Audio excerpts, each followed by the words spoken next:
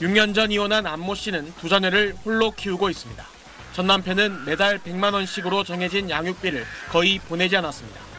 6년간 밀린 양육비가 6,700만 원. 그런데 어제 아침 전 남편으로부터 갑자기 11만 원이 입금됐습니다. 양육비 선지급제 신청을 막으려는 시도로 보입니다. 이제는 화가 안 나요. 그냥 기 막히기만 해요. 몰랐는데 역시는 역시구나. 진짜 주기 싫구나. 애들 한 명당 5만 5천 원으로 그냥 끝내고 싶구나. 양육비 선지급제는 양육비를 못 받고 있는 한부모 가정에 정부가 미성년 자녀 1인당 최대 월 20만 원씩 지급하고 비양육자로부터 추후 회수하는 제도입니다. 양육비를 받기 위해 소송 등 노력을 했는데도 직전 3개월간 또는 정한 횟수에서 3회 연속으로 양육비를 한 푼도 받지 못했고 중위소득 150% 이하여야 신청 자격을 얻습니다. 석 달 내에 비양육자가 조금이라도 돈을 보냈다면 신청 자격이 없습니다. 안 씨의 경우 매달 40만 원씩 받을 수 있었는데 전 남편의 꼼수로 못 받게 된 겁니다.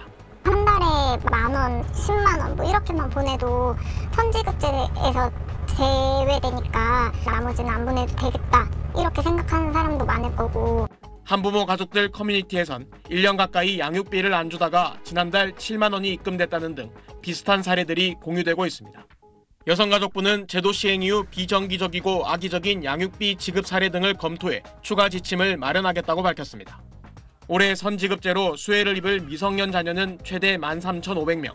이들이 피해를 보지 않도록 악의적인 꼼수 지급, 소액 지급을 걸러낼 명확한 기준이 필요합니다.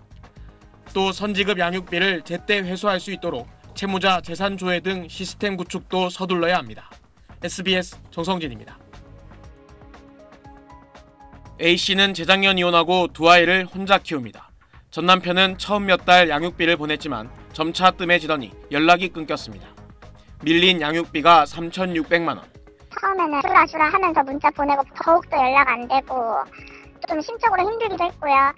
양육비 이행 명령을 신청하면 명령을 받기까지 통상 6개월에서 1년, 그래도 안 되면 구금 등 감치 명령을 받아낸 다음에야 운전면허 정지 같은 행정 제재를 할 수 있었습니다. 지난해 9월부터 감치 단계 없이 행정 제재를 내릴 수 있게 절차가 간소화됐는데 오늘 첫 적용 사례가 나왔습니다.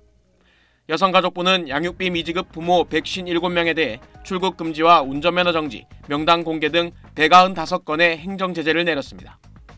밀린 양육비는 평균 5,800만 원, 최악의 경우 3억 2천만 원을 안 주고 버틴 부모도 있었습니다.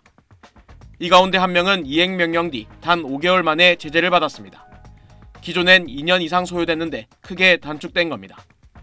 제재는 빨라졌지만 그래도 계속 버틸 경우 강제 집행권 없는 양육비 이행 관리 기간은 손쓸 방법이 없다는 점이 문제입니다.